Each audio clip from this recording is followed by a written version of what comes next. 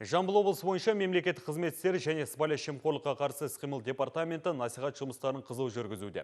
Осы мақсатта бүгін тәртіп кеңесінің төрағасы Ғалым Тұрсынбаев Тараз қаласындағы Назарбаев зияткерлік мектебінде болып, жастар ұйымдарының белсенді көшбасшыларымен кездесті. Сыбайлас жемқорлықпен күрес тұтастай қоғамның басты міндеті мен борышы. Осы кеселге бағытталған мемлекеттік бағдарлама жоғары деңгейдегі жауаптылықпен іске асырылуы тиіс.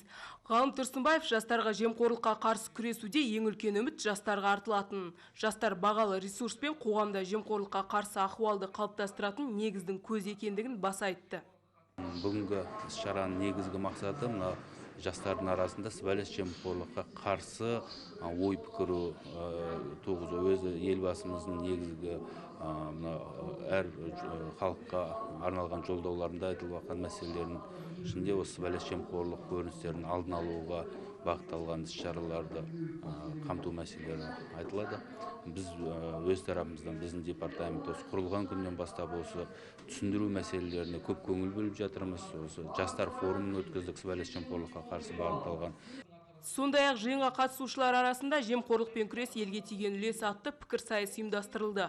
Ойын барысында ойыншылар бір-бірімен жемқорлық жайлы өз ойларымен бөлісіп, оның алдын қалай алуға болатын жайлы пікірлерін білдірді. Жемқорлыққа қарсы стратегияны жүзеге асыру бойынша түсіндіру жұмыстарын біз кең ауқымды барлық мектептерде, жоғарғы оқу орындарында, барлық деңгейдегі білім беру органдарында жүзеге асыруымыз қажет. Және біз тек қана бірлігіміз арқылы бірігіп, бүкіл халық болып осы стратегияға жете аламыз. Жастардың шығармашылық тобы тақырыпқа сай өз өнер туындыларын көрсетті. Жиын соңында жастар індеттің тамырын түбегейлі жою үшін жұрт болып жұмылу қажет деген ортақ шешімге келді. Гаухар Рыспай, Нұртай Ыбырай, жаңалықтар қызметі.